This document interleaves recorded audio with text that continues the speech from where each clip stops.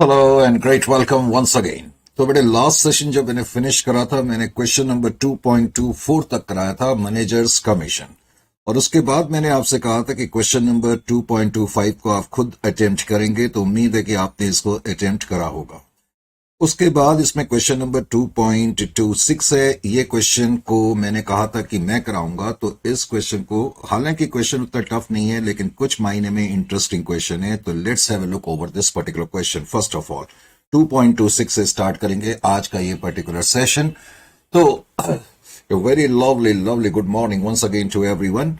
तो स्टार्ट करेंगे। कहते हैं messrs 11 o'clock limited of city Y opened a branch at city X on 1st of April 2021। सबसे बड़ी चीज तो ये है कि ये ब्रांच ओपन हुई है। फिर कहते हैं अभी नई ब्रांच है, इसका मतलब goods are sent to the branch of its at selling price which is 125% of the cost price. अब इस चीज को लेकर के बच्चे कई बार थोड़ा सा कंफ्यूज हो सकते हैं।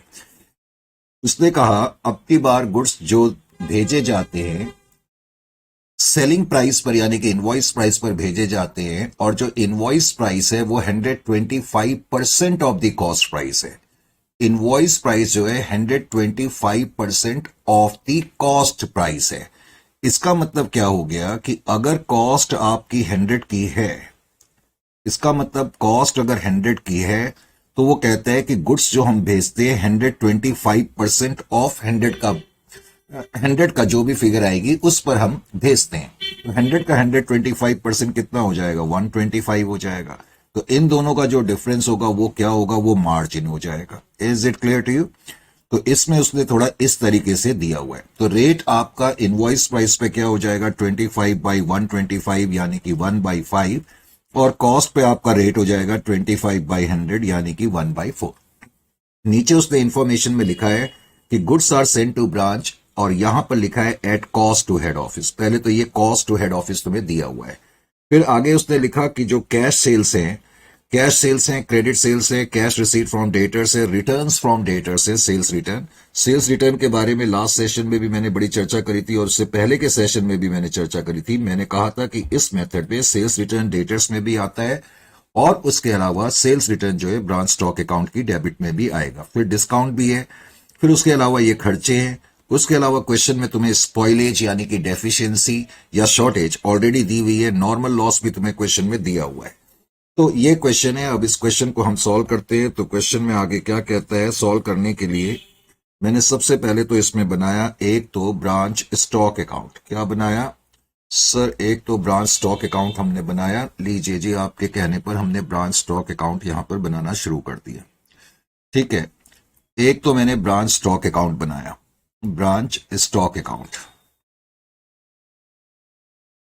ब्रांच स्टॉक अकाउंट को बनाने के साथ साथ ब्रांच स्टॉक अकाउंट एक तो हमने बनाया। लीजिए जी, ब्रांच स्टॉक अकाउंट इतने में आ जाएगा क्या? चलो देखते हैं। Branch stock account, branch stock account को बनाने के अलावा फिर मैंने ब्रांच एडजस्टमेंट अकाउंट भी बनाया। ब्रांच एडजस्टमेंट अकाउंट, लो जी, ब्रांच एडजस्टमेंट अकाउंट भी हमने बना दिया। अब ब्रांच एडजस्टमेंट अकाउंट के अलावा फिर मैंने इस क्वेश्चन में और क्या बनाया? ब्रांच एडजस्टमेंट के अलावा ब्रांच पीएनएल अकाउंट भी बना दिया। ब्रांच पीएनएल अकाउंट चलो मैंने इधर ही बना दिया। ठीक है, ब्रांच पीएनएल अकाउंट। और ब्रांच पीएनएल अकाउंट के अलावा इस क्वेश्चन में फिर ब्रांच डेटर्स भी हैं, तो ब्रांच डेटर्स भी मुझे बनाने पड़ेंगे। तो ब्रांच डेटर्स अकाउंट बनाने के लिए थोड़ी सी मुझे जगह निकालनी पड़ेगी, और मैंने यहीं पर लिख दिया branch debtors account. Branch debtors account, correct. ये चीजें हैं इस क्वेश्चन में। सबसे पहले तो क्वेश्चन में तुम्हें क्या दिया हुआ है? क्योंकि ये नई ब्रांच है तो ओपनिंग स्टॉक तो होने का मतलब ही नहीं है, इजंट इट और नॉट? तो सबसे पहले स्टार्ट करते हैं goods sent to branch at cost से। Goods sent to branch at cost से हमने स्टार्ट करा। पहली इंफॉर्मेशन है गुड्स सेंट टू ब्रांच की, तो मैंने ब्रांच स्टॉक अकाउंट की डेबिट साइड में लिखा goods sent to branch account. Goods sent to branch जैसा मैंने कहा कि कॉस्ट पर गिवन है, तो पहले तो हमें इसको इनवॉइस प्राइस पे लाना पड़ेगा। ये 4,50,000 की फिगर तुम्हें दी हुई है।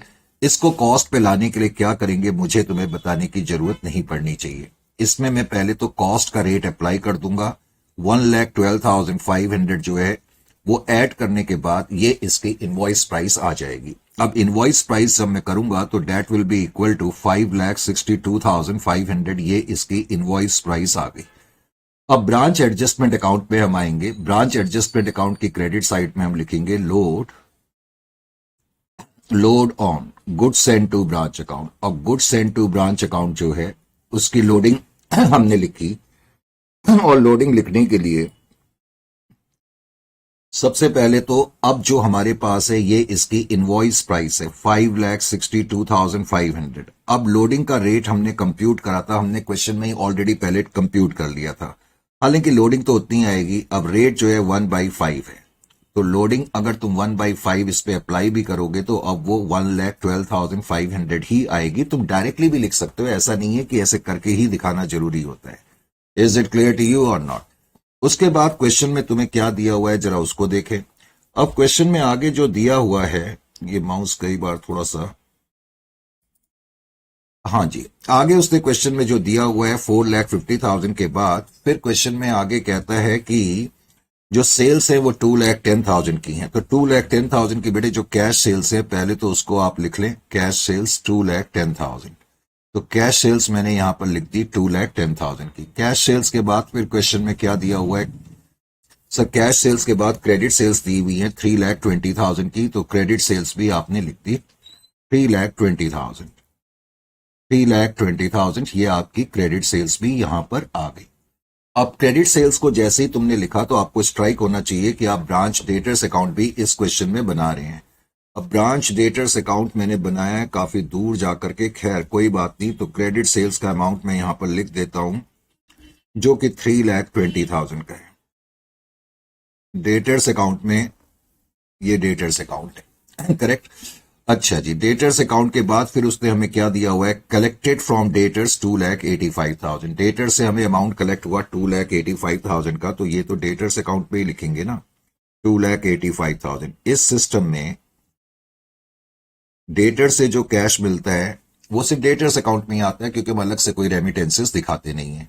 2,85,000 के बाद फिर उसने हमें दिया है ये जो 10,000 की फिगर है ये क्या है भाई फिगर, इसके लिए मेरे को थोड़ा सा क्वेश्चन पीछे की तरफ आना पड़ेगा। क्वेश्चन की शीट अभी मेरे पास नहीं है। कैश कलेक्टेड फ्रॉम डेटर्स तो 285 है, रिटर्न्स फ्रॉम डेटर्स जो है वो 10,000 के, रिटर्न्स फ्रॉम डेटर्स 10,000 के हैं। तो डेटर से रिटर्न हुआ सेल्स रिटर्न। मैंने अब कई बार आपको बता दिया है कि जो सेल्स रिटर्न है 10,000, एक तो मैं डेटर्स अकाउंट में लिखूंगा ही लिखूंगा 10,000 करेक्ट। और मैंने तुम्हें कई बार कहा है कि सेल्स रिटर्न क्रेडिट सेल्स के ऑपोजिट में आता है, बिकॉज ब्रांच स्टॉक अकाउंट में हम क्रेडिट सेल्स दिखाते हैं तो सेल्स रिटर्न हम मुझे यहां पर भी रिफ्लेक्ट करना पड़ेगा 10,000 रुपीज। सेल्स रिटर्न की कभी भी लोडिंग नहीं होती है। उसके अलावा फिर तुम्हें क्वेश्चन में जो अगला आइटम दिया हुआ है रिटर्न्स फ्रॉम डेटर्स के बाद डिस्काउंट अलाउड टू डेटर्स। अब डिस्काउंट अलाउड टू डेटर्स, एक तो आप बेटे डेटर्स अकाउंट में तो लिखेंगे ही लिखेंगे डिस्काउंट, और डिस्काउंट का अमाउंट जो तुम्हें दिया हुआ है 8,500, ये तो तुमने डेटर्स में लिखा। और उसके बाद जब आप बाद में प्रॉफिट एंड लॉस अकाउंट बनाओगे तो डिस्काउंट का amount profit and loss account में भी आपको रिफ्लेक्ट करना पड़ेगा 8,500। Is it clear to you? उसके बाद क्वेश्चन में तुम्हें दुनिया भर के खर्चे दिए हुए हैं। तो एक तो खर्चा फ्रेट का है, तो फ्रेट का खर्चा मैंने लिख दिया फ्रेट 30,000। फ्रेट के बाद फिर तुम्हें खर्चा दिया हुआ है सैलरीज का, तो सैलरीज का खर्चा 8,000।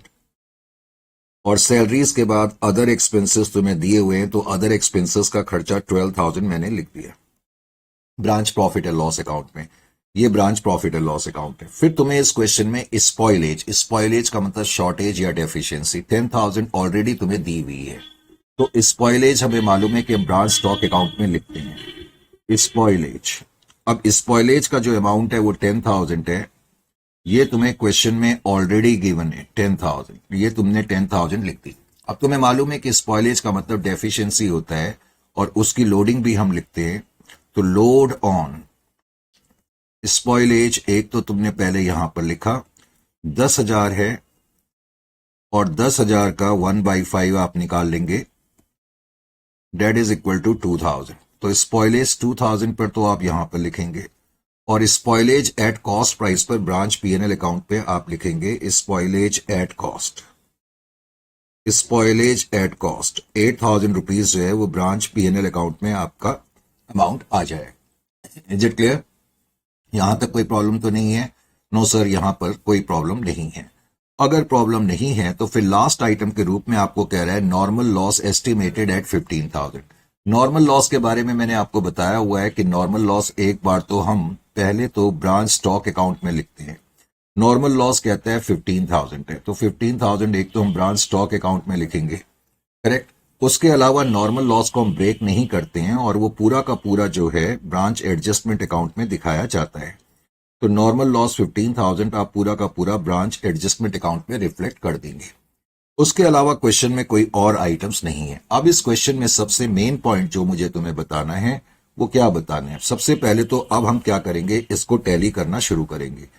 जब मैं इसको टैली करूंगा तो टैली करने के बाद मेरी बैलेंसिंग फिगर जो आएगी वो 17,500 आएगी। बैलेंसिंग फिगर मेरी 17,500 की आएगी। अब ये 17,500 जो बैलेंसिंग फिगर आपकी आ गई,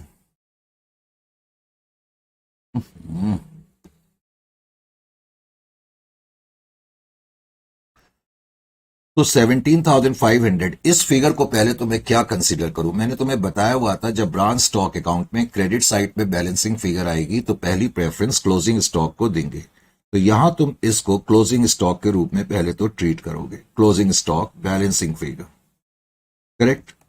अब जो 17,500 का क्लोजिंग स्टॉक आ गया, जाहिर है कि इसकी लोडिंग भी मुझे करनी पड़ेगी। इसकी लोडिंग करने के लिए मैं यहां पर लिखूंगा लोडिंग ऑन क्लोजिंग स्टॉक 17,500 का अमाउंट है और उसकी लोडिंग मुझे करनी होगी।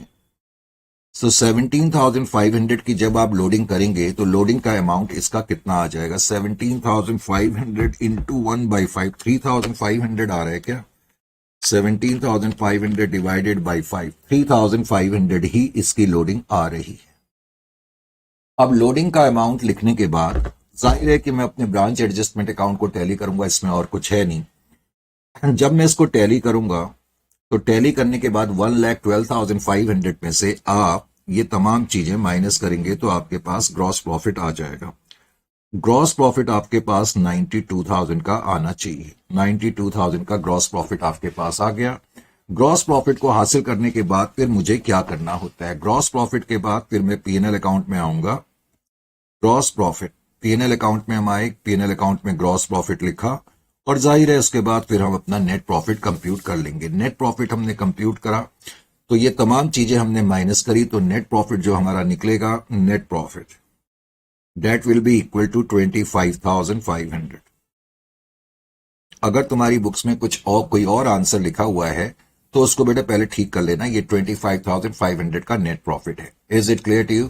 अच्छा जी, उसके बाद हम डेटर्स अकाउंट में आते हैं। अब जहां तक डेटर्स अकाउंट का सवाल है, डेटर्स अकाउंट में अभी तक आपने यहां पर एक आइटम क्रेडिट सेल्स तो लिख दिया है, ठीक है। मेरे को लगा क्रेडिट सेल्स नहीं लिखी है, तो क्रेडिट सेल्स 3,20,000 में से ये तमाम चीजें आप माइनस करेंगे, चाहे ये इंपॉर्टेंट है या नहीं है। मेरा कहने का मतलब क्लोजिंग बैलेंस जो डेटर्स अकाउंट से आया है इसका कोई इंपॉर्टेंट रोल तो नहीं है क्योंकि इस सिस्टम में कोई कॉमन अकाउंट तो नहीं बन रहा, लेकिन उसके बावजूद भी इसको बैलेंस कर लेना चाहिए। एक तो मैंने आपसे कहा था कि ये वाला क्वेश्चन भी हम करेंगे।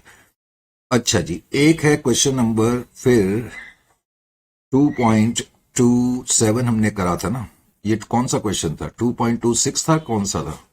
2.26 हमने कर लिया। अच्छा जी, इसमें क्या है जरा देखें।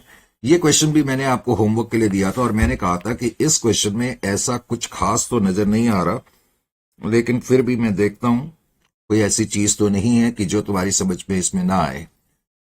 तो इस क्वेश्चन में कहते हैं क्लिप्स एंड कंपनी लिमिटेड नाम की कंपनी है। क्लिप्स एंड कंपनी लिमिटेड नाम की कंपनी है, operates a branch at Chandigarh. कहता है all the purchases are made by the head office in Delhi and goods are charged at selling price which is cost plus 50%। सबसे पहला काम तो आपने क्या करा कि अपने रेट को ही कंप्यूट कर लिया। Cost price plus margin is equal to invoice price. ये अब ऑलमोस्ट हर क्वेश्चन में हम कहने लग गए हैं। रेट कॉस्ट पर है तो कॉस्ट 100 है, मार्जिन 50 है, इनवॉइस प्राइस 150 है। तो इसका मतलब इनवॉइस प्राइस पे रेट 50/150 1/3 और कॉस्ट प्राइस पे रेट 1/2 हो जाएगा 50/100। आगे उसने कहा कि गुड्स तो हम भेजते हैं और फिर कहता है and further cash received by branch is remitted to the head office. और branch of course cash head office को भेजती है। Branch expenses are borne by head office. Branch maintains sales ledger and subsidiary book, but otherwise all the branch transactions are recorded in the books of the head office. अब वो कह रहा है in the beginning of the accounting year date is on 1/4/2020 कहता है branch के पास एक stock है 2,76,900 का। तो ब्रांच के पास पहले से स्टॉक पड़ा हुआ है 2,76,900 का। तो इसका मतलब ये हो गया कि आप जब ब्रांच स्टॉक अकाउंट बनाएंगे, जस्ट मैं थोड़ा सा स्पेस क्रिएट करने की कोशिश करता हूं ताकि मेरे को क्वेश्चन बार बार फ्लिप थ्रू ना करना पड़े। करेक्ट। सपोज मैं एक ब्रांच स्टॉक अकाउंट बनाता हूं, तो ब्रांच स्टॉक अकाउंट मैंने बनाया। ब्रांच स्टॉक अकाउंट में सबसे पहले तो हम क्या लिखेंगे, कहता है कि ओपनिंग बैलेंस है, तो ओपनिंग बैलेंस में कहां लिखूंगा, ब्रांच स्टॉक अकाउंट में ही लिखूंगा ना। तो ओपनिंग बैलेंस, स्टॉक का जो ओपनिंग बैलेंस है क्वेश्चन में दिया हुआ है 2,76,900। तो 2,76,900 का स्टॉक आप लिख देंगे। Is it clear to you? जाहिर है कि उसके बाद आपको इसकी लोडिंग भी करनी पड़ती है। लोडिंग करने के लिए आप जो है ब्रांच एडजस्टमेंट अकाउंट बनाते हैं। तो ये आपने एक ब्रांच एडजस्टमेंट अकाउंट भी बनाया साथ साथ। लेट अस से ब्रांच एडजस्टमेंट अकाउंट, ये आपने ब्रांच एडजस्टमेंट अकाउंट भी बनाया। करेक्ट। ब्रांच एडजस्टमेंट अकाउंट भी, ब्रांच एडजस्टमेंट अकाउंट की क्रेडिट साइड में आप लिखेंगे बाय लोडिंग। अब आप लोडिंग इसकी निकालेंगे ओपनिंग स्टॉक की। अब ओपनिंग स्टॉक का अमाउंट जो है वो कितना है, 2,76,900 का है। 2,76,900 का 1/3 आपको निकालना पड़ेगा। इजंट इट और नॉट? 2,76,900 का 1/3 जब आप निकालेंगे तो 276,900 divided by 3 that is equal to 92,300। तो इसकी लोडिंग कितनी आ गई, 92,300 की लोडिंग आ गई। यहां तक ठीक है। फिर उसके बाद उसने हमें क्वेश्चन में लिखा हुआ है कि डेटर्स का जो ओपनिंग बैलेंस है वो 54,800 है। तो डेटर्स का बैलेंस बाद में आप डेटर्स अकाउंट बनाओगे तो डेटर्स अकाउंट में ओपनिंग बैलेंस हम लिख देंगे। Is it clear to you? चलो मैं यहीं पर डेटर्स अकाउंट बनाने की कोशिश करता हूं क्योंकि जगह थोड़ी सी कम है। तो ओपनिंग बैलेंस डेटर्स अकाउंट का मैंने यहीं पर लिख दिया, जस्ट समझाना ही है मुझे। तो 54,800 है। तो 54,800 बेटे डेटर्स का बैलेंस हमने यहीं पर लिख दिया। करेक्ट। आगे कहता है goods received from head office at selling price. बार बार मैं इस चीज पे स्ट्रेस करता हूं, गुड्स रिसीव्ड। इसका मतलब ब्रांच ने 9,37,200 के गुड्स रिसीव तो करे हैं, लेकिन क्वेश्चन में कहीं पर भी गुड्स इन ट्रांजिट नहीं है। तो इसका मतलब तुमने इतने ही गुड्स ब्रांच को भेजे होंगे। तो 9,37,200 के गुड्स तुमने ब्रांच को भेजे। Goods send to branch account आप लिखेंगे। करेक्ट। और अमाउंट जो आपने भेजा है 5,21,000 का। तो 5,21,000 की इनवॉइस प्राइस के गुड्स आपने ब्रांच को भेजे। अब उसकी लोडिंग ब्रांच एडजस्टमेंट अकाउंट में आप करेंगे। ब्रांच एडजस्टमेंट अकाउंट में आपने लिखा लोडिंग ऑन ओपनिंग स्टॉक। अब आप लिख देंगे loading on goods send to branch. Goods send to branch आपका 5,21,000 का है। उसकी लोडिंग आपने निकालनी है जो कि 1/3 हो जाएगी। अब 1/3 जो आएगा 5,21,000 divided by 3 that is equal to, ओहो जस्ट वेट 521 था ना, 521,000 डिवाइडेड बाई 3 कर देंगे तो लोडिंग जो आपकी आ जाएगी इस क्वेश्चन में। लोडिंग कितनी है, गुड्स रिसीव्ड किस पर दिए, कॉस्ट पर दिए हुए क्या, goods received from head office at selling price. और सेलिंग प्राइस पर रेट कितना है, 1/3 है ना।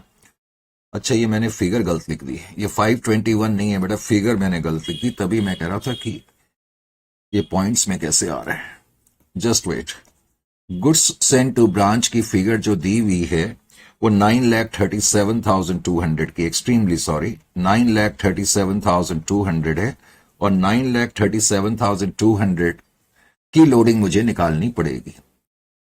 तो 9,37,000 की लोडिंग हमने निकाली। 9 लाख, मैंने 521 कहां से ले लिया, 9,37,200 इंटू 1/3, तो मैं इसकी लोडिंग निकालता हूँ 937,200, इसकी लोडिंग जो है वो आ रही है 3,12,400। तो 3,12,400 की लोडिंग आप यहां पर लिख देंगे। यहां तक ठीक है। उसके बाद क्वेश्चन में क्या कहता है, उसके बाद तुम्हें क्वेश्चन में दिया हुआ है, अच्छा ये कैश सेल्स की फिगर है और क्रेडिट सेल्स की फिगर है।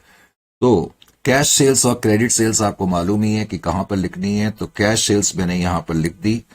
ब्रांच स्टॉक अकाउंट में क्रेडिट साइड में कैश सेल्स का अमाउंट 5,21,000 हमने लिख दिया, 5,21,000। उसके अलावा क्रेडिट सेल्स हैं, तो क्रेडिट सेल्स का अमाउंट भी मैंने यहां पर लिख दिया। क्रेडिट सेल्स का अमाउंट जो है वो 4,23,700 है, 4,23,700। अब जो क्रेडिट सेल्स हैं आपको मालूम है कि वो हम डेटर्स अकाउंट में भी लिखते हैं। तो क्रेडिट सेल्स हमने डेटर्स अकाउंट में भी लिखी और डेटर्स अकाउंट में क्रेडिट सेल्स का अमाउंट 4,23,700 ये हमने डेटर्स अकाउंट में भी लिख दिया। करेक्ट। उसके बाद क्वेश्चन में ये दो आइटम भी हो गए, ये भी हो गया। Goods return to head office by branch, branch ने गुड्स रिटर्न करे हैं। तो ब्रांच स्टॉक अकाउंट की क्रेडिट साइड में by goods send to branch, returns आपने लिखा और 14,400 की फिगर आपको गिवन है, 14,400 आपने लिखा और उसकी लोडिंग जो है ब्रांच एडजस्टमेंट अकाउंट में आपने करी। ब्रांच एडजस्टमेंट अकाउंट की डेबिट साइड में आपने लिखा लोड ऑन, करेक्ट। तो load on goods send to branch returns, जो गुड्स ब्रांच को भेजे ब्रांच ने रिटर्न कर दिए। 14,400 के गुड्स हैं, उसका 1/3 आपने कंप्यूट करा और 1/3 कंप्यूट करा तो कितना आ गया ये आप देखें। 14,400 का 1/3 4,800 है, तो 4,800 की फिगर आपने यहां पर लिख दी। यहां तक ठीक है, कोई प्रॉब्लम नहीं होनी चाहिए। उसके बाद फिर agreed allowances to customer, actually ये पूरा लिख लेना बेटे, ये ऑफ सेलिंग प्राइस दिया हुआ है, ये लिखा नहीं होगा तो लिख लेना, ऑफ सेलिंग प्राइस है। Agreed allowances to customer of selling price का क्या मतलब होता है? Agreed allowances to customer of selling price, बेटे अगर कभी क्वेश्चन में इस तरीके से लिखा हो agreed allowances to customer of selling price, तो भले ही यहां वर्ड कस्टमर, क्योंकि अकाउंट्स में कस्टमर का मतलब डेटर्स होता है, तो इसको डेटर्स में मत लिख देना। इसका मतलब यह है कि जो हमारे क्लाइंट हैं उनके साथ हमारा कुछ एग्रीमेंट हुआ जिसके तहत हमने उनको सेलिंग प्राइस में से, ऑफ सेलिंग प्राइस का मतलब यही है कि सेलिंग प्राइस में से कुछ छूट दे दी। Is it clear to you? Accounts में इसको नॉर्मल लॉस माना जाता है। तो ध्यान ये रखना है, वैसे तो मैंने कहा था पूरे ब्रांच अकाउंट में जब तक किसी लॉस के आगे नॉर्मल ना लिखा हो उसको एबनॉर्मल लॉस मानना है, ये मैंने कहा था। लेकिन ये इकलौता आइटम है, अगर कभी ऐसे दिया हो agreed allowances to customer of selling price, तो इसको तुमने नॉर्मल लॉस के रूप में लेकर के चलना है। Is it clear to you? तो इसको लेके चलना है नॉर्मल लॉस के रूप में। तो allowances to customer of selling price जो है वो आप यहां पर लिखेंगे, allowances to customers of selling price, customer of selling price, और ब्रैकेट में लिख लो कि ये नॉर्मल लॉस है, इसका ट्रीटमेंट नॉर्मल लॉस की तरह होगा। यानी कि इसका मतलब है कि नॉर्मली हम ऐसा करते हैं कि हम अब कस्टमर्स को कुछ हम सेलिंग प्राइस में से छूट दे देते हैं। 8,200 जो है वो ब्रांच एडजस्टमेंट अकाउंट में, आपको याद होगा नॉर्मल लॉस एक बार हम कहां लिखते हैं, एक बार तो हम स्टॉक अकाउंट में लिखते हैं और उसके अलावा पूरा का पूरा नॉर्मल लॉस हम यहां लिखते हैं। तो अलाउंसेस जो हमने, और आपको पूरा ही लिखना पड़ेगा लेकिन यहां मैंने अब जगह कम है इसलिए अलाउंसेस लिख दिया। तो 8,200 ये नॉर्मल लॉस है, ये हम पूरा का पूरा ब्रांच एडजस्टमेंट अकाउंट में डेबिट करेंगे।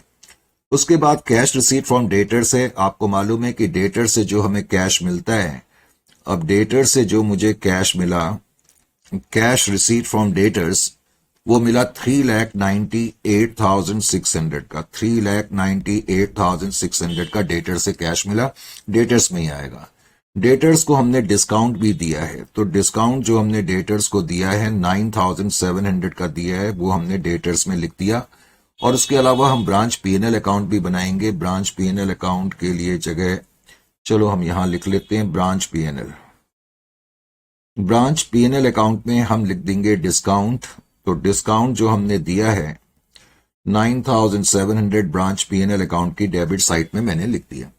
उसके बाद कहता है बैड डेट्स हैं, बैड डेट्स भी डेटर्स अकाउंट में आएंगे। बैड डेट्स बैड डेट्स हमने डेटर्स अकाउंट में लिखे 4800 के, और बैड डेट्स जो है ब्रांच पीएनएल अकाउंट में भी हमने लिखने होते हैं, आपको मालूम ही है। तो बैड डेट्स हम यहां पर भी लिख देंगे 4800। Is it clear to you? यहां तक कोई प्रॉब्लम नहीं होनी चाहिए।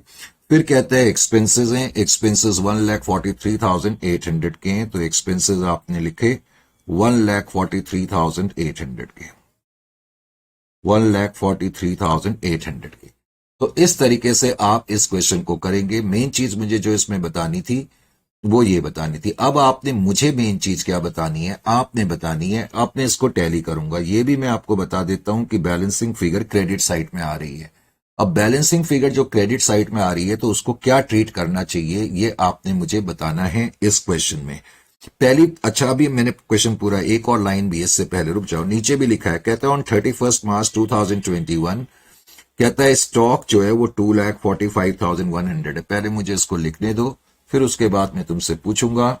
तो क्लोजिंग स्टॉक तुम्हें दिया हुआ है 2,45,100 का, और क्लोजिंग स्टॉक की लोडिंग भी हमें करनी होगी। और क्लोजिंग स्टॉक की लोडिंग जब हम करेंगे तो यहां हमने लिखा ही हुआ है लोडिंग, तो मैंने यहां पर लिखा लोड ऑन क्लोजिंग स्टॉक, और क्लोजिंग स्टॉक 2,45,100 का है, 2,45,100, और उसकी लोडिंग भी हमने लिख दी 1/3 करके। तो 1/3 कर करके लोडिंग इसकी कितनी आ रही है, 245,100 डिवाइडेड बाई 3, 81,700। तो 81,700 इसकी लोडिंग है। हाँ जी, अब आप मुझे ये बताएं कि बैलेंसिंग फिगर आपकी यहां पर क्रेडिट में आ रही है, ये तो मैं आपको बता दूं। अब आप मुझे ये बताओ कि जो बैलेंसिंग फिगर आ रही है उसको क्या ट्रीट करें। बैलेंसिंग फिगर आपकी 1700 आएगी। पहली प्रेफरेंस क्लोजिंग स्टॉक को देते हैं, दूसरी प्रेफरेंस हम डेफिशिएंसी, जिसको कि शॉर्टेज भी कहते हैं, स्पॉइलेज भी कहते हैं। तो डेफिशिएंसी या शॉर्टेज जो भी लिखना है वो आप यहां पर लिख देंगे। अब जो डेफिशिएंसी आ गई उसकी लोडिंग भी मुझे करनी पड़ती है, तो डेफिशिएंसी की आप लोडिंग भी करेंगे। लोडिंग करने के लिए जगह नहीं बच रही है, चलो मैं यहीं पर कर देता हूं। तो लोडिंग ऑन डेफिशिएंसी, अब डेफिशिएंसी जो है वो 1700 है, तो 1700 का 1/3 आप उसकी लोडिंग निकालेंगे।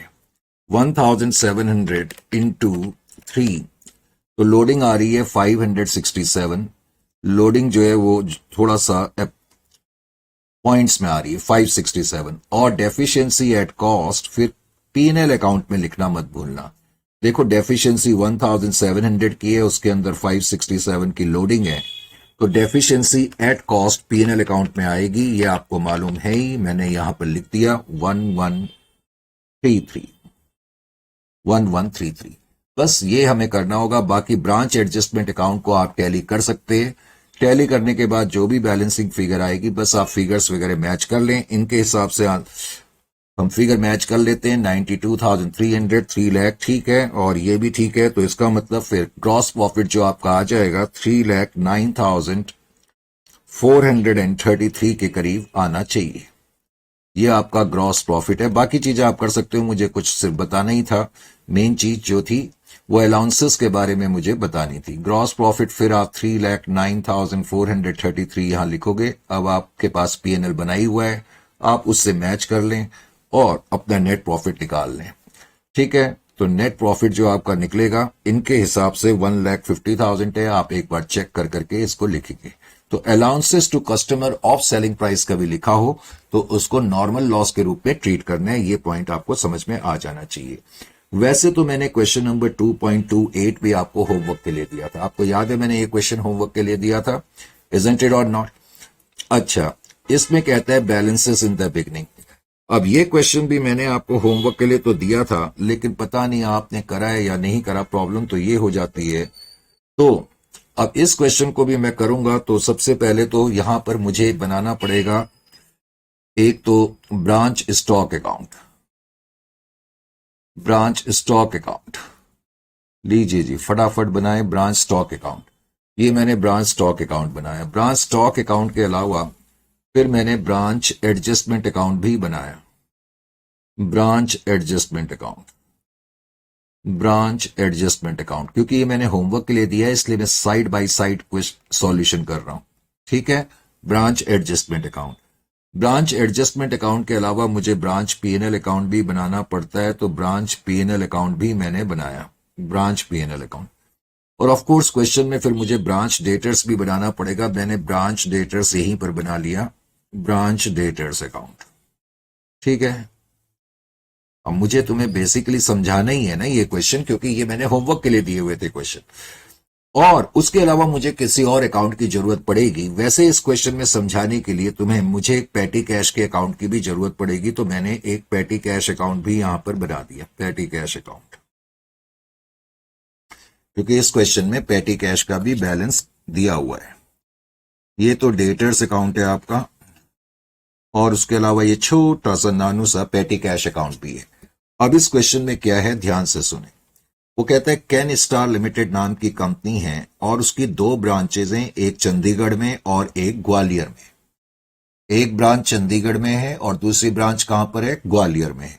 कहता है goods are invoiced at cost plus 25%, और गुड्स जो हम इनवॉइस करते हैं एट कॉस्ट प्लस 25% पर करते हैं। ये एट कॉस्ट प्लस 25% तो मैं अब बता बता के थक गया हूं। तो कॉस्ट प्राइस आपकी 100 है, क्योंकि रेट कॉस्ट पर है। मार्जिन आपका 25 है कि नहीं, मार्जिन आपका 25 है, और इनवॉइस प्राइस बेटे आपकी 125 है। तो इनवॉइस प्राइस पे रेट 25/125 यानी कि 1/5 है। कॉस्ट पे 25/100 1/4 है। हालांकि इस क्वेश्चन में कोई आइटम कॉस्ट पर नहीं है। अब तुम्हें जो दिया हुआ है स्टॉक इन द बिगनिंग दिया हुआ है। सबसे पहले तो बिगनिंग का स्टॉक दिया है, तो मुझे बताने की जरूरत नहीं कि बिगनिंग के स्टॉक को मुझे कहां पर लिखना चाहिए। तो बैलेंस ब्रॉट डाउन या ओपनिंग स्टॉक जो आपको दिया हुआ है वो 40,000 का दिया है। 40,000 आपने ब्रांच स्टॉक अकाउंट में लिख दिया। अब उसकी लोडिंग ब्रांच एडजस्टमेंट अकाउंट में आप लिखेंगे। ब्रांच एडजस्टमेंट में आपने लिखा लोड, उसमें भी आपने लिखा ओपनिंग स्टॉक। अब ओपनिंग स्टॉक आपका 40,000 का है, तो 40,000 into 1/5 that is equal to 8,000। तो ये आपने इसकी लोडिंग पहले तो लिख दी। उसके बाद नेक्स्ट आइटम डेटर्स है, और डेटर्स का बैलेंस आपको 12,000 दिया हुआ है, तो डेटर्स अकाउंट में आपने लिख दिया balance brought down 12,000। Is it clear to you? Debtors का बैलेंस 12,000 आपने यहां पर लिख दिया। डेटर्स के बाद पैटी कैश का बैलेंस है। मैंने आपको पहले भी कहा था कि इस सिस्टम में जब पैटी कैश के ओपनिंग क्लोजिंग बैलेंस दिए होंगे तो बेटर रहता है कि पैटी कैश का अकाउंट अलग से बना लिया जाए, 150। Is it clear to you? फिर उसके बाद ट्रांजेक्शन्स दी हुई हैं। ट्रांजेक्शन में कहता है कि गुड्स हमने भेजे हैं 4,20,000 के, तो 4,20,000 goods send to branch. Branch stock account में हमने लिखा डेट इज इक्वल टू 4,20,000। तो 4,20,000 के गुड्स हमने ब्रांच को भेजी। उसकी लोडिंग भी मुझे करनी पड़ेगी, तो load on goods send to branch account. अब 4,20,000 के गुड्स आपने भेजे हैं, 4,20,000 का 1/5 आप निकाल लें। तो 4,20,000 का 1/5 कितना आ जाएगा, that is equal to 4,20,000 divided by 5, 84,000। तो 84,000 की फिगर आपने यहां पर लिख दी। 84,000 की फिगर आपने यहां पर लिख दी। Is it clear to you? अच्छा जी, उसके बाद फिर क्वेश्चन में क्या कहते हैं? उसके बाद क्वेश्चन में कहता है गुड्स रिटर्न के बारे में। तो गुड्स जब रिटर्न होंगे तो जाहिर है कि मुझे ब्रांच स्टॉक अकाउंट की क्रेडिट साइड में लिखना पड़ेगा goods send to branch returns, और गुड्स रिटर्न्स हुए हैं 15,000 के, तो 15,000 की फिगर मैंने यहां पर लिखी। और इस 15,000 की लोडिंग हमने ब्रांच एडजस्टमेंट अकाउंट की डेबिट साइड में लिखी, loading on, load on goods send to branch returns. जो गुड्स ब्रांच को भेजे और रिटर्न्स हो गए उनकी loading 15,000 into 1/5 that is equal to 3,000। ये तुमने इसकी लोडिंग लिख दी। यहां तक ठीक? उसके बाद फिर नेक्स्ट आइटम जो आपको दिया हुआ है वो आपको दिया हुआ है कैश सेल्स और उसके बाद क्रेडिट सेल्स। तो कैश और क्रेडिट सेल्स की फिगर आपने ब्रांच स्टॉक अकाउंट में लिखी। कैश सेल्स की फिगर है आपकी 1,05,000, तो cash sales 1,05,000 branch stock account में हमने लिख दिया 1,05,000। उसके अलावा फिर क्रेडिट सेल्स है, तो क्रेडिट सेल्स की फिगर भी हमने लिख दी, क्रेडिट सेल्स। अब क्रेडिट सेल्स जो हैं वो 1,80,000 की हैं, तो 1,80,000 ये तो हम यहां पर लिखेंगे ही। उसके अलावा ब्रांच डेटर्स अकाउंट में भी क्रेडिट सेल्स का अमाउंट आएगा, तो क्रेडिट सेल्स यहां पर भी आपने लिख दी 1,80,000। क्रेडिट सेल्स के बाद क्वेश्चन में नॉर्मल लॉस दिया हुआ है, नॉर्मल लॉस 350 का है। अभी अभी हमने नॉर्मल लॉस की चर्चा करी थी कि normal loss branch stock account में क्रेडिट में आता है और उसको हम पूरा का पूरा ब्रांच एडजस्टमेंट अकाउंट में डेबिट कर देते हैं। नॉर्मल लॉस जो है वो हम पूरा का पूरा यहां डेबिट कर देंगे 350, उसको हम स्प्लिट नहीं करते हैं। उसके बाद फिर कहता है गुड्स पिल्फर्ड और गुड्स लॉस्ट बाय फायर। अब देखो गुड्स पिल्फर्ड वैसे तो नॉर्मल लॉस है, लेकिन उसके आगे जो है वो लिखा नहीं है नॉर्मल, तो इसलिए उसको एबनॉर्मल लेंगे। तो ये दोनों जो हैं आपके एबनॉर्मल लॉसेस हैं, गुड्स पिल्फर्ड और गुड्स लॉस्ट इन फायर। तो एबनॉर्मल लॉस जो हो गया आपका, अब मैंने यहां ऐसे लिख दिया, वैसे तुम शो भी कर सकते हो गुड्स पिल्फर्ड, तो मैंने यहां लिख दिया 3,000 प्लस 4,000, इन दोनों को ऐड कर करके, तो टोटल एबनॉर्मल लॉस आपका 7,000 का है। तो 7,000 की फिगर आपने यहां पर लिख दी। 3,000 तो है आपका गुड्स पिल्फर्ड और 4,000 है गुड्स लॉस्ट बाय फायर। अब जो एबनॉर्मल लॉसेस होते हैं उसकी भी लोडिंग हम करते हैं, abnormal losses, load on abnormal losses. 7,000 का एबनॉर्मल लॉस है, अब उसका 1/5 जो है लोडिंग है। अब 1/5 7,000 का 1,400 आ जाएगा क्या, 7,000 डिवाइडेड बाई 5, तो 1,400 ये लोडिंग आ गई। एबनॉर्मल लॉसेस का ट्रीटमेंट डेफिशिएंसी की तरह होता है, मैंने कई बार आपको बताया है।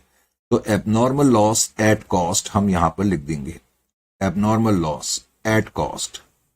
देखो एबनॉर्मल लॉस 7,000 का है, उसके अंदर लोडिंग जो है 1,400 की है, तो abnormal loss at cost price पर कितना हो जाएगा, 5,600 का हो जाएगा।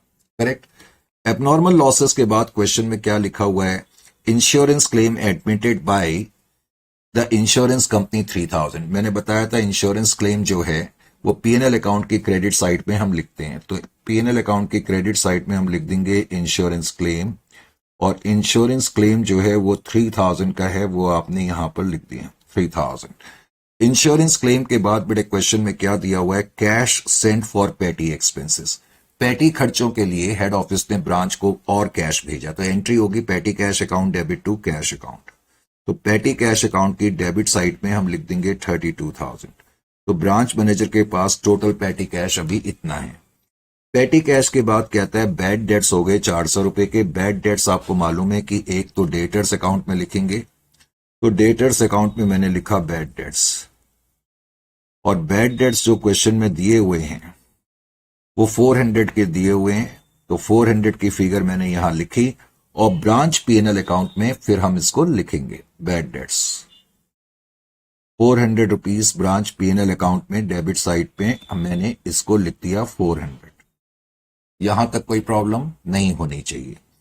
बैड डेट्स के बाद फिर अगला आइटम है goods transfer to Gwalior branch. बेटे हम जो अकाउंटिंग कर रहे हैं वो लखनऊ ब्रांच की कर रहे हैं, सॉरी चंडीगढ़ ब्रांच की कर रहे हैं, क्योंकि इसकी 2 ब्रांचेस हैं। ऐसा ही एक क्वेश्चन पहले भी हमने फेस करा था। तो एक चंडीगढ़ ब्रांच है, ग्वालियर ब्रांच है, और यहां लिखा हुआ है कि फॉलोइंग ट्रांजेक्शन जो है वो चंडीगढ़ ब्रांच से रिलेटेड है। इसका मतलब हम चंडीगढ़ ब्रांच की अकाउंटिंग कर रहे हैं। अब नीचे उसने क्या लिखा हुआ है यहां पर कि goods transfer to Gwalior branch, goods transfer to Gwalior branch. इसका मतलब चंडीगढ़ ब्रांच ने गुड्स ग्वालियर ब्रांच को ट्रांसफर करे। इसका मतलब है हमारी ब्रांच ने गुड्स ट्रांसफर करे। जब हमारी ब्रांच गुड्स ट्रांसफर करेगी तो हमारे पास जो गुड्स आए थे वो कम हो जाएंगे, क्योंकि हम ट्रांसफर कर रहे हैं। तो हम यहां पर लिखेंगे गुड्स ट्रांसफर्ड, गुड्स ट्रांसफर्ड। तुम पूरा भी लिख सकते हो, goods transfer to Gwalior branch पूरा भी लिख सकते हो। तो गुड्स बेटे जो ट्रांसफर हुए हैं, गुड्स ट्रांसफर हुए हैं आपके 12,000 रुपए के, तो 12,000 रुपए के गुड्स आपने यहां पर लिख दिए। मैंने बताया था कि गुड्स ट्रांसफर क्रेडिट में भी आ सकता है, डेबिट में भी आ सकता है। डिपेंड करता है कि हमने गुड्स ट्रांसफर करें दूसरी ब्रांच को या दूसरी ब्रांच ने हमें ट्रांसफर करें। अगर हमने दूसरी ब्रांच को ट्रांसफर करें तो ये क्रेडिट में आएगा। अब गुड्स ट्रांसफर्ड की भी लोडिंग होती है, ये मैंने आपको बताया था। तो गुड्स ट्रांसफर्ड, तो गुड्स ट्रांसफर्ड की लोडिंग हम लिखेंगे, और 12,000 के गुड्स हमने ट्रांसफर करे हैं, तो 12,000 का 1/5 आप निकालें, डेट इज इक्वल टू 2,400। तो ये लोडिंग आपको यहां पर लिखनी पड़ेगी 2,400। करेक्ट। अच्छा जी, गुड्स ट्रांसफर्ड के बाद फिर आगे उसने क्या लिखा, इंश्योरेंस चार्जेस। अब इंश्योरेंस चार्जेस क्या है, खर्चे हैं। तो ब्रांच पीएनएल अकाउंट में डेबिट साइड में हम लिख देंगे इंश्योरेंस चार्जेस। तो इंश्योरेंस चार्जेस का खर्चा कितना है, इंश्योरेंस चार्जेस 200 के हैं, तो 200 रुपीज आपने यहां पर लिख दिए ब्रांच पीएनएल अकाउंट की डेबिट साइड में। इंश्योरेंस चार्जेस के बाद फिर next item goods return by debtors है। Goods return by debtors, debtors ने गुड्स 500 रुपए के रिटर्न करे, तो एक तो डेटर्स अकाउंट में ही हम लिखेंगे सेल्स रिटर्न 500। और मैंने बताया था जो डेटर्स गुड्स रिटर्न करते हैं वो हम ब्रांच स्टॉक अकाउंट में भी रिफ्लेक्ट करते हैं। वो इसलिए लिखते हैं क्योंकि सेल्स रिटर्न हमेशा क्रेडिट सेल्स के ऑपोजिट में आते हैं। उसके अलावा फिर हमें दिया है बैलेंसेस एट द एंड। एक तो पेटी कैश का बैलेंस दिया हुआ है, तो पेटी कैश का बैलेंस 250 दिया है, तो पेटी कैश का क्लोजिंग बैलेंस 250 है। तो अब मैं क्या करूंगा, पहले तो पेटी कैश को टैली कर दूंगा। अब पेटी कैश को मैं टैली करूंगा तो उससे क्या पता लगेगा, 150 ब्रांच मैनेजर के पास ओपनिंग बैलेंस है, 32,000 हमने और भेजा, तो उसके पास क्लोजिंग बैलेंस 32,150 होना चाहिए, लेकिन बैलेंस है सिर्फ 250। तो इसका क्या मतलब हो गया, इसका मतलब हो गया 31,900 उसने खर्च कर दिए, अमाउंट स्पेंड कर दिया। जो अमाउंट स्पेंड कर दिया वो पीएनएल में चला जाएगा। ये 31,900 क्या बता रहा है कि उसने इतना खर्चा कर दिया, और इस मेथड में जो उसने खर्चा करा वही हम पीएनएल में दिखाएंगे। तो पीएनएल अकाउंट में मैं लिखूंगा पेटी कैश अकाउंट, क्योंकि पोस्टिंग पेटी कैश अकाउंट से हो रही है, लेकिन ब्रैकेट में मैं लिख दूंगा अमाउंट स्पेंट, कि इतना अमाउंट उसने पेटी कैश में से खर्च करा, जो हमने कंप्यूट करा 31,900। तो यहां पर 31,900 की फिगर आएगी। Is it clear to you, समझ में आ गया बेटा? उसके बाद फिर डेटर्स का क्लोजिंग बैलेंस दिया हुआ है 11,000। तो डेटर्स अकाउंट तुम बना ही रहे हो, डेटर्स अकाउंट में तुम लिख दोगे बैलेंस कैरी डाउन 11,000। ये डेटर्स का क्लोजिंग बैलेंस आ गया आपके पास।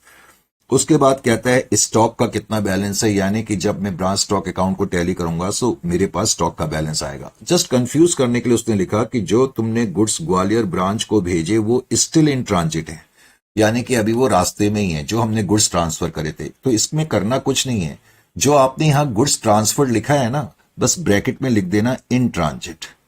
इसका मतलब जो गुड्स तुमने ट्रांसफर करे हैं वो अभी सिर्फ रास्ते में है। ये चीजें आपको इस क्वेश्चन में करनी है। तो उसके बाद फिर तुम इसको बैलेंस करोगे तो तुम्हारे पास क्लोजिंग स्टॉक आ जाएगा। क्लोजिंग स्टॉक कितना आएगा वो तुम अपना सॉल्यूशन में देख करके लिख सकते हो। इस क्वेश्चन को करेंगे इस तरीके से। क्लोजिंग स्टॉक की फिगर इनके हिसाब से 141,150 की है। 141,150 आपका क्लोजिंग स्टॉक आना चाहिए।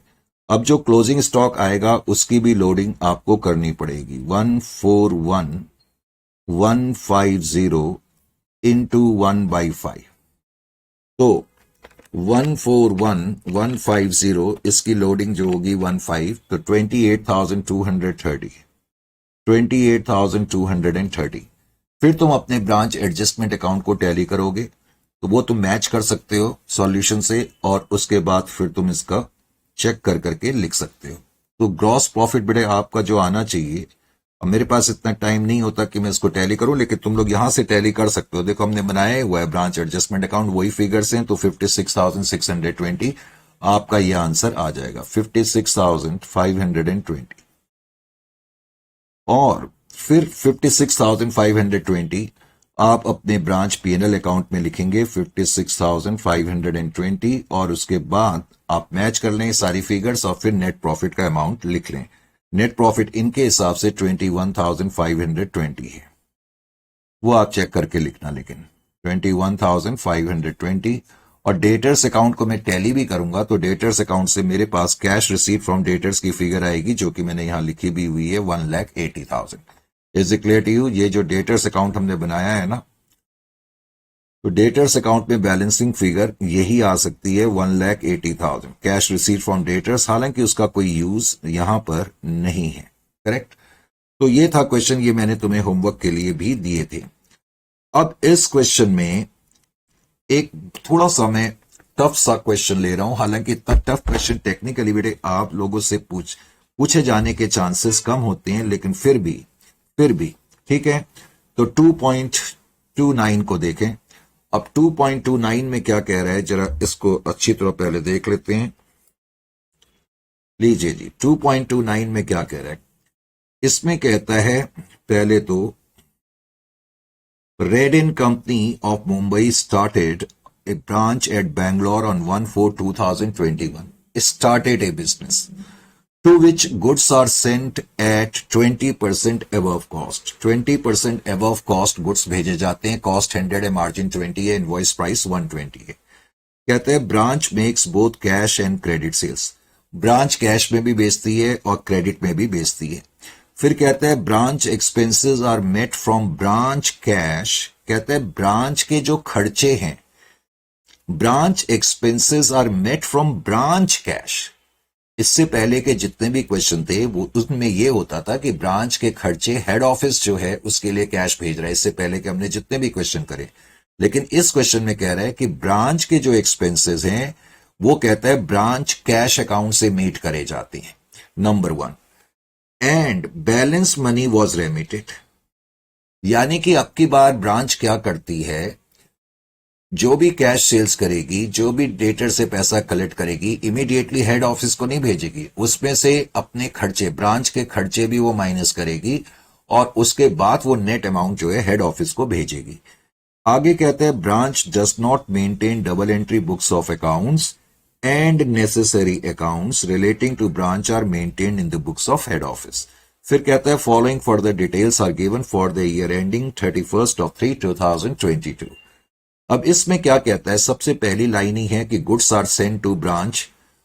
Cost of goods sent to branch, ये क्या लिखा हुआ है, कॉस्ट. यानी कि ये जो फिगर है कॉस्ट पर गिवन है. पहले तो तुम क्या करोगे, इसको इनवॉइस प्राइस पे टर्न करोगे, इससे तुम्हें पता लग जाएगा कि इनवॉइस प्राइस के कितने गुड्स तुमने भेजे. अब जो गुड्स तुमने भेजे कहता है उसमें से goods received by the branch at invoice price. तो तुम्हें पता लग जाएगा इतने इनवॉइस प्राइस के गुड्स तुमने भेजे, उसमें से इतनी इनवॉइस प्राइस के गुड्स ब्रांच ने रिसीव करे, तो जो डिफरेंस होगा वो गुड्स इन ट्रांजिट का होगा. करेक्ट. फिर कहता है तुम्हारी क्रेडिट सेल्स हैं for the year. Credit sales तुम्हें दी हुई है. क्रेडिट सेल्स के बाद क्लोजिंग डेटर्स का बैलेंस है. फिर कहता है bad debts return of during the year 400 के. 400 के बैड डेट्स हैं, क्लोजिंग डेटर्स इतने हैं, क्रेडिट सेल्स आपकी इतनी है. अब ये जो पॉइंट है इस क्वेश्चन में, ये सबसे इंपॉर्टेंट है. Cash remitted to head office. वो कहता है ब्रांच ने हेड ऑफिस को इतना कैश भेजा, बस तुम्हें ये दिया हुआ है. ब्रांच ने हेड ऑफिस को कितना कैश भेजा, 86,000 का कैश भेजा है. और कह रहा है क्लोजिंग कैश कितना है, closing cash on hand at 31st, closing cash in hand at branch on 31/3/2022. Cash account में क्लोजिंग बैलेंस इतना है. कहता है cash remitted by head office to branch during the year. देखो ये रेमिटेड वर्ड से धोखा नहीं खाना. अब क्या कह रहा है कि हेड ऑफिस ने ब्रांच को इस साल 6,000 का कैश भेजा. कह रहा है क्लोजिंग स्टॉक जो है वो 12,000 का है और एक्सपेंसेस ब्रांच के जो है वो 24,000 के.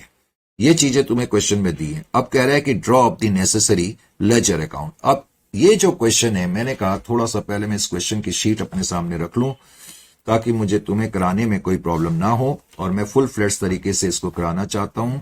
तो एक मिनट में क्वेश्चन की शीट निकाल लूं. ये क्वेश्चन नंबर है आपका कौन सा है, 2.2728 तो मैंने करा दिया. 2.29 मुझे फॉर्चुनेटली मिल गया है. तो 2.29, क्योंकि फिर बार बार मुझे यहां देखना पड़ता है, तो अब मैंने क्या करा, थोड़ा सा नीट तरीके से इसको कराया. लीजिए जी, अच्छी तरह कराने के लिए थोड़ा सा मुझे स्पेस चाहिए होगी. तो इस क्वेश्चन को कराने के लिए 2.29 है ना, हाँ 2.29 है. तो 2.29 में एक तो बड़े ब्रांच स्टॉक अकाउंट हम जैसे बनाते हैं वैसे हम बनाएंगे ही बनाएंगे, उसमें तो किसी तरीके का डाउट नहीं है. 2.29 मैंने लिखा, 2.29.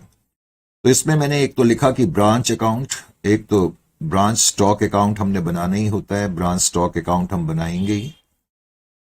ब्रांच स्टॉक अकाउंट के अलावा, और मेरी एडवाइस होगी कि आप इसको नोट कर लें तो ज्यादा अच्छा है, बाकी आपकी मर्जी है. Branch stock account, branch stock account के अलावा ब्रांच एडजस्टमेंट अकाउंट तो हम बनाते ही हैं. ब्रांच एडजस्टमेंट अकाउंट भी हमने बनाया.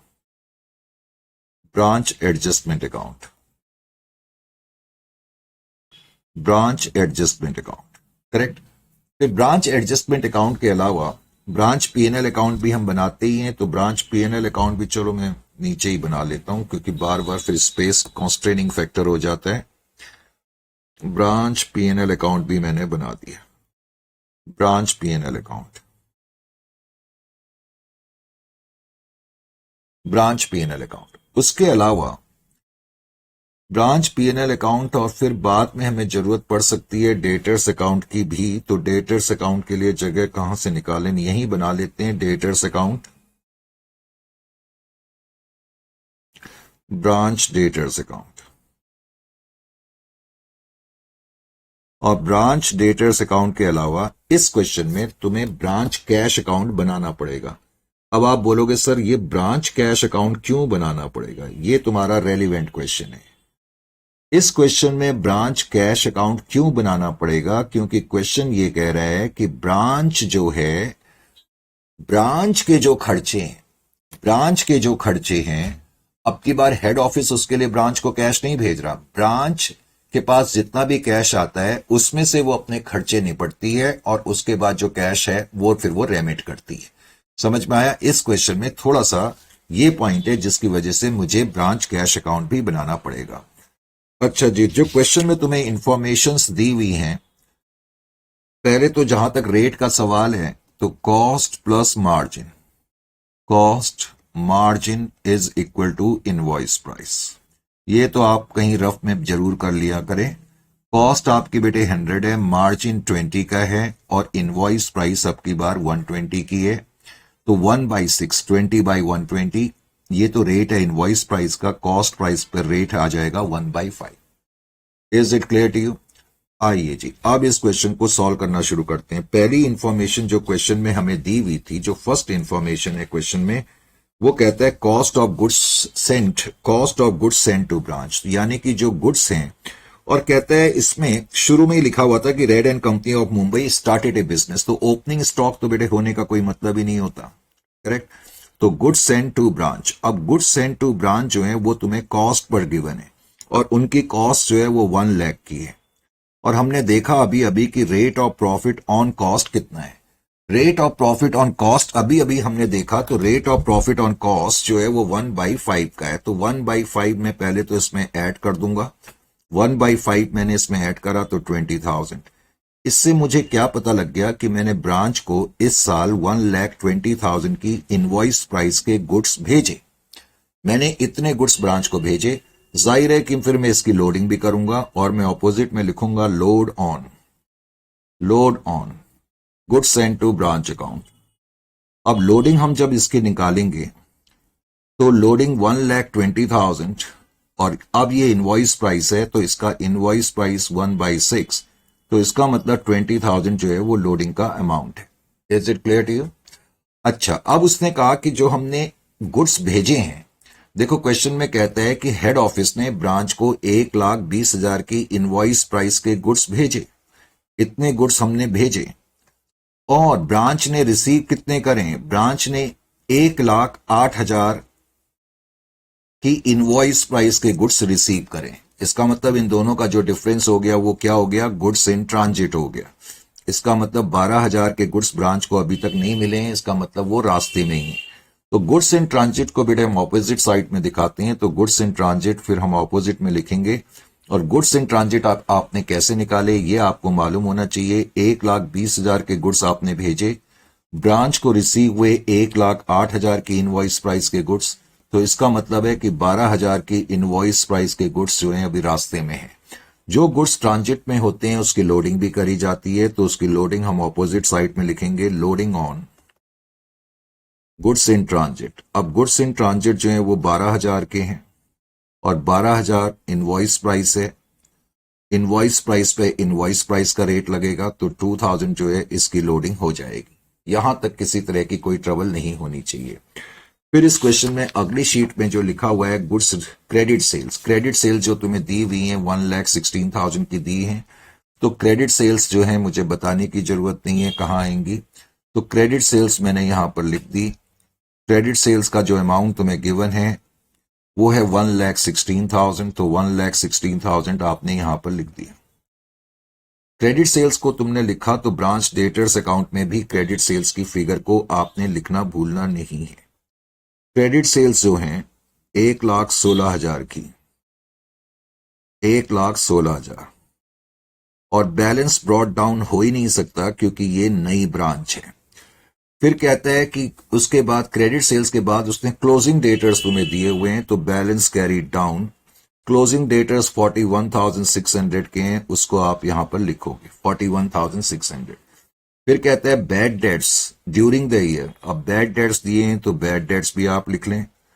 बैड डेट्स कहता है कि इस साल जो हुए हैं वो 400 रुपए के हुए हैं, तो बैड डेट्स आपने यहां पर लिखे।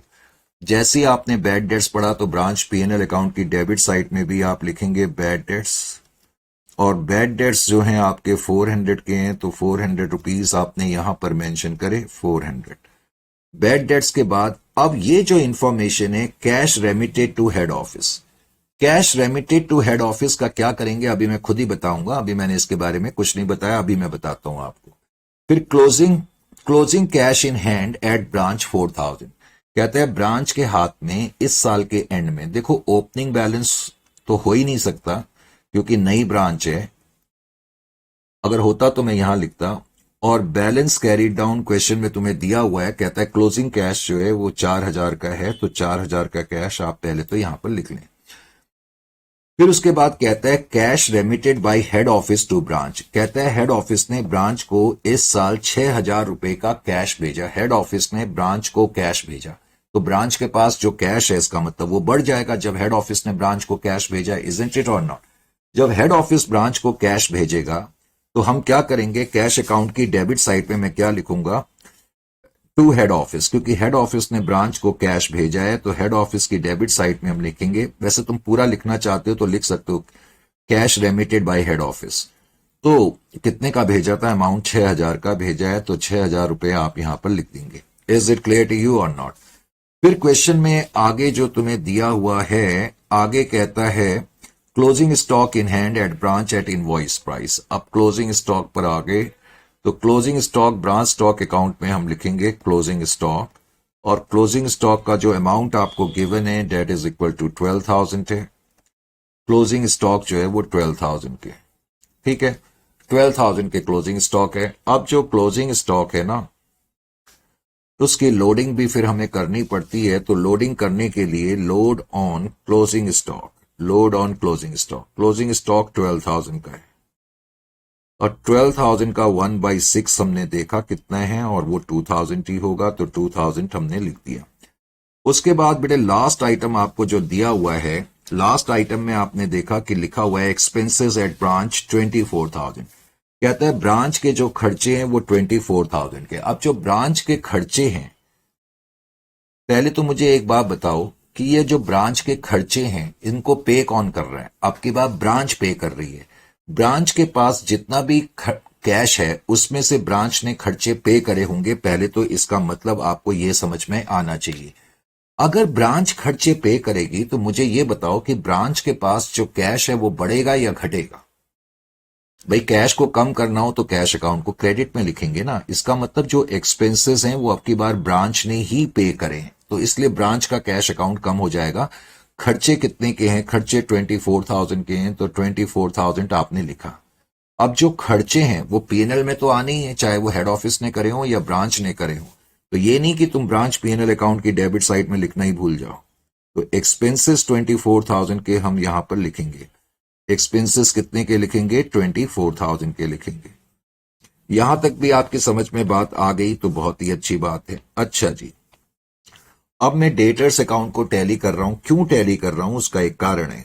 देखो यहां पर डेटर्स अकाउंट को जब मैं टैली करूंगा तो डेटर्स क्वेश्चन तो खत्म हो गया है, तो डेटर्स अकाउंट को जब मैं टैली करूंगा तो डेटर्स अकाउंट से बैलेंसिंग फिगर क्या आ रही है आपको मालूम है? By cash, cash from debtors. इसका मतलब डेटर से हमें इतना कैश मिला, कैश फ्रॉम डेटर्स, ये आपकी बार बैलेंसिंग फिगर है। हाँ जी, अब आप बैलेंस करेंगे तो कितना आ रहा है पहले तो मुझे ये बताओ। डेटर्स अकाउंट को जब मैं बैलेंस करूंगा तो 1,16,000 में से आप माइनस कर दो 42,000, तो 74,000 की फिगर, बैलेंसिंग फिगर हमारे पास आ गई। बेटे ये मैंने क्यों करा, उसका एक कारण है, क्योंकि जब डेटर से कैश मिलेगा तो वो कहां पर आएगा? कैश अकाउंट में भी आएगा, क्योंकि मेरा कैश बढ़ जाएगा। तो मेरे पास यानी कि ब्रांच के पास शुरुआत में कुछ कैश नहीं है, हेड ऑफिस ने मुझे 6,000 का कैश और भेजा, और उसके अलावा मुझे डेटर से भी कुछ कैश मिला है, और जो कि 74,000 का कैश मुझे मिला है। 74,000, इजंट इट और नॉट? 74,000 का कैश मुझे मिला है। समझ में आ रहा है कि नहीं आ रहा? बिल्कुल आ रहा है। अब मुझे एक बात और बताओ। सर और क्या बात आपको बताएं, जरा आप ही हमें बता दो। हाँ, ये बात तुमने बड़ी इंपॉर्टेंट करी। अब देखो इस क्वेश्चन में क्या कह रहा है, समझने वाला पॉइंट है, क्योंकि मैंने कहा ये इतना इजी क्वेश्चंस नहीं है। तुम्हें याद है इस क्वेश्चन की शुरुआती लाइन में एक लाइन लिखी हुई थी कि ये जो ब्रांच है वो कैश में भी बेचती है और क्रेडिट में भी बेचती है। देखो अपने क्वेश्चन को, मेरे पास क्वेश्चन यहां दिखाने के लिए अपनी शीट को तुम देखो फटाफट। वो वाली शीट मेरी जो है मैंने यहां रख दी थी। शीट के शुरू में जो प्रीफेसिंग लाइन है, उन प्रीफेसिंग लाइन में लिखा था, वो पता नहीं शीट मेरी कहां चली गई है। हाँ यहां पर है, चलो fortunately. Red and Company of Mumbai started a branch at Bangalore on 1/4/2021 to which goods are sent at 20% above cost. अब देखो इसके आगे क्या लिखा हुआ है। Branch makes both cash sales and credit sales. Branch जो है कैश सेल्स भी करती है और क्रेडिट सेल्स भी करती है। याद रखें अभी तक क्वेश्चन में तुम्हारे पास, इस क्वेश्चन में सिर्फ क्रेडिट सेल्स है, कैश सेल्स का अमाउंट तुम्हारे पास नहीं है। और तुमने इस साल कुछ कैश सेल्स करी होंगी। अब कैश सेल्स का अमाउंट कैसे निकाला जाए? मैंने कहा ना ये टफ क्वेश्चन है, इजी नहीं है। तो कैसे निकाला जाएगा, समझने वाला पॉइंट क्या है। देखो मैं ब्रांच हूं या तुम अपने आप को ब्रांच समझ लो। तुम्हारे पास 6,000 रुपए हेड ऑफिस ने भेजे, चलो 74,000 तुम्हारे पास आ भी गए डेटर्स के थ्रू, डेटर्स ने तुम्हें 74 दिए, तो तुम्हारे पास 80,000 रुपीज है। अभी उस 80,000 में से भी तुमने 24,000 का खर्चा कर दिया। और क्वेश्चन में क्या कह रहा है कि तुमने, क्वेश्चन में लिखा था ना कि तुमने कुछ कैश रेमिट करा है हेड ऑफिस को। तुमने कितना कैश रेमिट करा था हेड ऑफिस को? 86,000 का करा था। 86 ही था ना? हाँ। तो मैं यहां पर लिखूंगा बाई हेड ऑफिस, क्योंकि जब मैं कैश हेड ऑफिस को दूंगा, cash remitted to head office, मैंने हेड ऑफिस को इतना कैश भेजा है। मैंने हेड ऑफिस को 86,000 का कैश भेजा। अब आप ही सोचो आप कैसे 86,000 का कैश भेज सकते हो, जबकि आपके पास सिर्फ अभी 6 + 74 80,000 रुपीज हैं, और उसमें से भी 24,000 तो आपने खर्चा कर दिया। 86,000 हेड ऑफिस को भी भेज दिया और 4,000 का कैश भी आपके पास पड़ा हुआ है। इसका मतलब है अब जब मैं इसको बैलेंस करूंगा ना, तो बैलेंसिंग फिगर जो मेरी आ जाएगी वो ये बताएगी कि मेरी कैश सेल्स कितनी थी। Is it clear to you और नॉट? तो इसलिए मैंने कहा कि ये क्वेश्चन कुछ मायने में बहुत ज्यादा इंपॉर्टेंट है, और ऐसा क्वेश्चन कम ही मिलता है। तो अब तुम्हें यह पता लग गया कि जो कैश सेल्स रही होंगी, अगर मैं इसको बैलेंस करूं, 90 और 24 कितना होता है भाई? 90 और 24 1,14,000। 1,14,000 में से माइनस कर दो 80,000, तो कितना आ जाएगा? 34,000 आ जाएगा। तो इसका मतलब 34,000 की कैश सेल्स रही होंगी। Is it clear to you और नॉट? ये बात समझ में आ गई कि इसमें हमने ब्रांच कैश अकाउंट क्यों बनाया। कभी भी क्वेश्चन में इत्तफाकन कभी ऐसा दिया हो कि ब्रांच के जो खर्चे हैं उसके लिए हेड ऑफिस कैश नहीं भेज रहा, ब्रांच अपने ही कैश में से खर्चे निपटती है, तो आपको उस केस में ब्रांच कैश अकाउंट बनाना पड़ेगा। Is it clear? उसके अलावा अब मुझे पता लग गया कि कैश सेल्स 34,000 की हैं, तो मैं 34,000 यहां लिखूंगा। बाकी फिर हम इस क्वेश्चन को जैसे सॉल्व करते हैं। अब इस क्वेश्चन में मेरे बताने लायक कुछ नहीं है, क्योंकि जो बताने लायक था वो मैंने आपको बता दिया। बाकी तुम इसको अब टैली करोगे। अब टैली करने के बाद जो तुम्हारी बैलेंसिंग फिगर्स आ जाएंगी, तो इस क्वेश्चन में बेटे सरप्लस आ रहा है, क्योंकि ओपनिंग स्टॉक तो हम ले नहीं सकते, नई ब्रांच है। Goods sent to branch question में गिवन है, तो सरप्लस जो आ जाएगा आपका 54,000 आ जाएगा। और जो सरप्लस आएगा उसको स्प्लिट नहीं करेंगे। सरप्लस जो है हम ब्रांच एडजस्टमेंट अकाउंट में क्रेडिट साइड में पूरा का पूरा लिख देते हैं। सरप्लस जो है वो 54,000 मैंने यहां पर लिख दिया 54,000। सरप्लस को यहां पर लिखने के बाद फिर मैं क्या करूंगा, इसको टैली करूंगा। करेक्ट? अब मैंने इसको टैली करा, तो टैली करने के बाद मेरे पास ग्रॉस प्रॉफिट आ जाएगा, और ग्रॉस प्रॉफिट 70,000 आपका आएगा। 74,000 में से 4,000 माइनस करेंगे तो 70,000 ग्रॉस प्रॉफिट आ गया। उसको फिर आप यहां पर ब्रॉड डाउन करके लिखेंगे 70,000। 70,000 में से ब्रांच पीएनएल अकाउंट में भी कुछ खास आइटम और है नहीं। 70,000 में से 24,400 आप माइनस कर देंगे तो नेट प्रॉफिट आपका 45,600 का इस क्वेश्चन में आएगा। 45,600 ये था क्वेश्चन।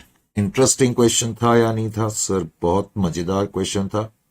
तो इस क्वेश्चन में आपको समझ में आना चाहिए कि आपने कैसे करना है। Is it clear to you? अच्छा जी, इस क्वेश्चन के बाद अब मैं क्या करूंगा, इस क्वेश्चन के बाद अब मैं क्या करूंगा, आप ही करोगे जो भी कुछ करोगे। क्वेश्चन नंबर 2.30 को देखें और 2.30 में वो क्या कहता है। कभी कभी ना ये पेन जो है बहुत परेशानी कर देता है। चलो भाई,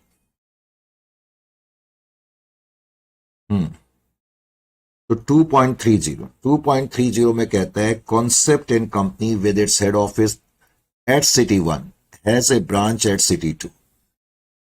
कहता है to which goods were sent at 33.1/3% above cost. ये 33.1/3 तो कई बार अब आ चुका है, इजंट इट और नॉट? कितनी बार हम इसको कर चुके हैं। तो रेट जो आ जाएगा कॉस्ट प्राइस पे तो 1/3 आ जाएगा और इनवॉइस प्राइस पे 1/4 आ जाएगा। Is it clear to you? Goods sent to branch 24 lakh के, इसमें तुम्हें कोई प्रॉब्लम नहीं होनी चाहिए। स्टॉक 1,20,000 का है, इसमें भी तुम्हें कोई प्रॉब्लम नहीं होनी चाहिए। कैश सेल्स, इसमें भी कोई प्रॉब्लम की बात नहीं है। Return of goods by customers to the branch, इसमें भी कोई प्रॉब्लम नहीं होनी चाहिए। Branch expenses paid in cash, इसमें भी कोई प्रॉब्लम नहीं होनी चाहिए। ब्रांच डेटर्स का ओपनिंग बैलेंस है, डिस्काउंट अलाउड, बैड डेट्स, इन सब का ट्रीटमेंट तुम्हें अच्छी तरह आता है। कलेक्शन फ्रॉम डेटर्स सिर्फ डेटर्स में ही आएगा। अब इसमें क्या लिखा है, branch debtors cheque return dishonoured. बेटे ब्रांच से जब हमें चेक मिलता है, करेक्ट, ब्रांच डेटर से जब वो कहते हैं branch debtors cheque return dishonoured, यानी कि जब हमें चेक मिलता है तो हम एंट्री लिखते हैं कैश अकाउंट या बैंक अकाउंट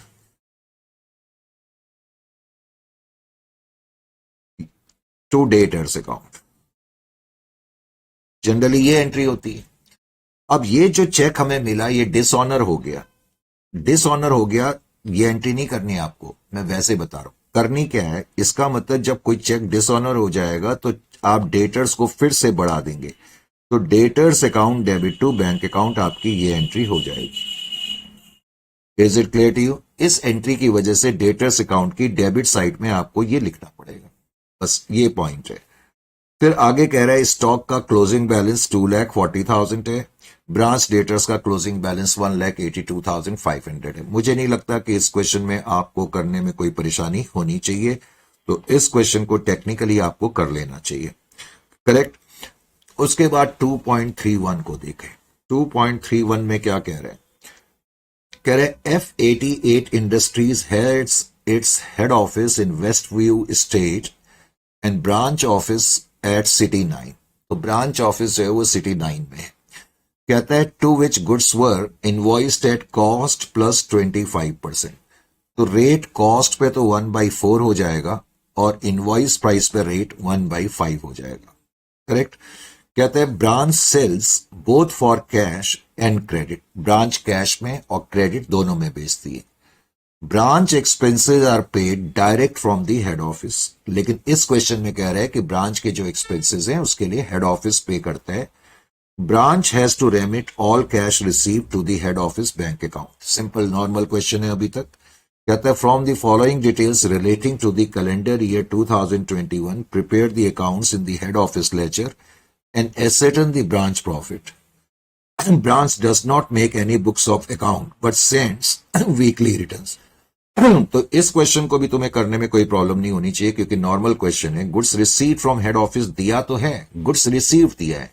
देखो बेटे मैं बार बार कह रहा हूं, कभी भी गुड्स रिसीव दिया हो तो चेक कर लेना चाहिए कोई गुड्स इन ट्रांजिट तो नहीं है। तो यही आपका गुड्स सेंट टू ब्रांच है क्योंकि कोई अलग से इसमें तुम्हें आइटम नहीं गिवन है। स्टॉक फिर तुम्हें गिवन है, ओपनिंग स्टॉक तुम लिखोगे, गुड्स सेंट टू ब्रांच लिखोगे, उसकी लोडिंग करोगे। कैश सेल्स ब्रांच स्टॉक की क्रेडिट में लिखोगे, रिटर्न्स आपको मालूम है स्टॉक की क्रेडिट में लिखेंगे, उसकी लोडिंग भी करेंगे।